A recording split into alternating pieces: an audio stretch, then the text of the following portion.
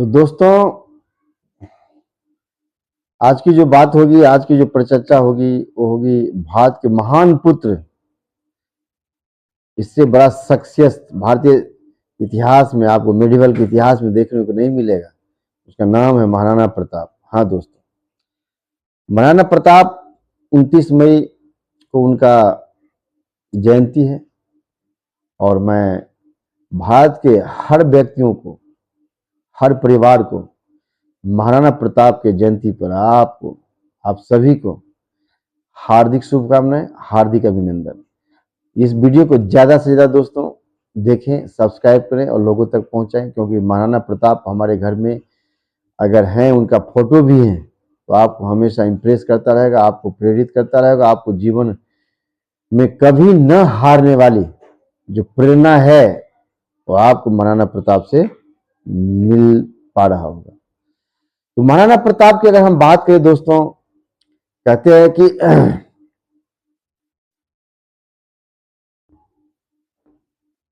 महाराणा प्रताप एक महान राजपूत शासक थे जिन्होंने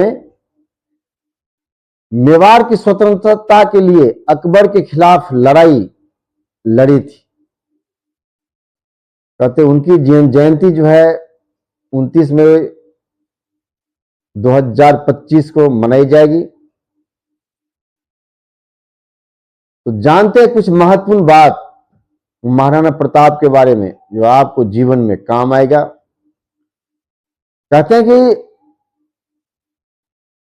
अगर देखें महाराणा प्रताप का जन्म और परिवार के बारे में, तो महाराणा प्रताप का जन्म 9 मई 1540 को राजस्थान के कुंभलगढ़ में हुआ था। हाँ दोस्तों, कुंभलगढ़ में। उनके पिता का नाम राणा उदय सिंह और माता का नाम जयंती बाई था।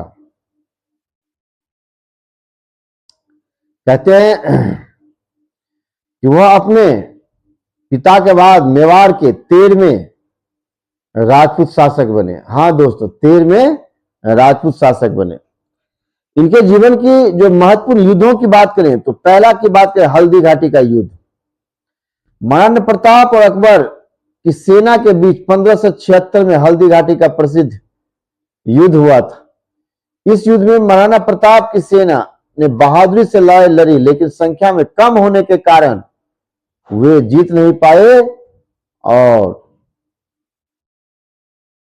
कहते हैं कि फिर भी हार नहीं पाए महाराणा प्रताप। दोस्तों, महाराणा प्रताप और अकबर आजीवन कभी हारा नहीं पाया।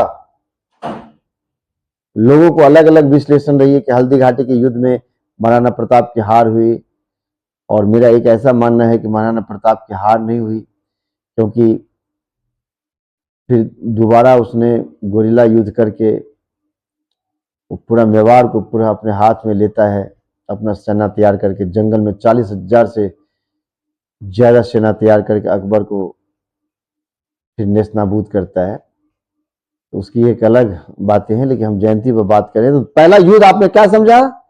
हल्दी घाटी का युद्ध। दूसरा युद्ध गोरिल्ला का युद्ध पढ़ेंगे दोस्तों। कहते हैं गोरिल्ला युद्ध।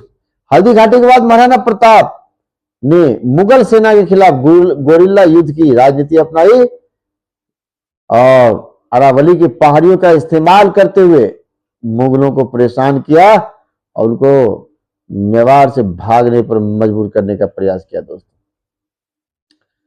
कहते हैं कि व्यक्तिगत विशेषताएं अगर देखें महाराणा प्रताप की, तो महाराणा प्रताप अपनी वीरता, साहस, स्वतंत्रता, प्रेम के लिए जाने जाते हैं। वह एक कला प्रेमी भी थे और उनके शासनकाल में चावंड कला शैली का विकास हुआ। दोस्तों, हाँ दोस्तों, चावंड कला शैली का विकास हुआ।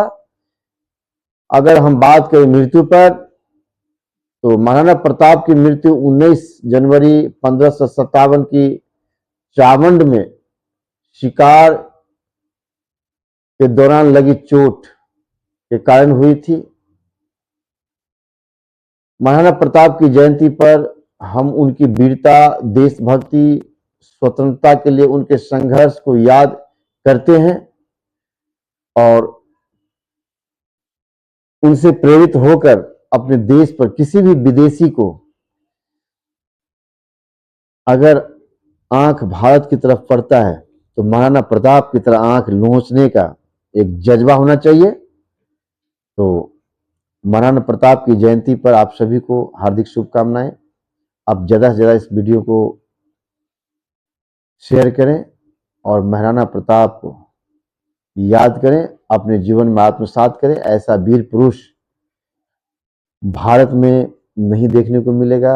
इतिहास भारत ही नहीं, क्योंकि पूरे विश्व में एक अलग लीडर, कूटनीतिज्ञ और एक बेहतर इंसान के रूप में जाना जाता है, जिन्होंने अपने धर्म को कभी छोड़ा नहीं, अपने जो मातृभूमि की प्रेम थी वो कभी छोड़ा नहीं। तो ये वीडियो कैसा लगा आपको जरूर कमेंट करें।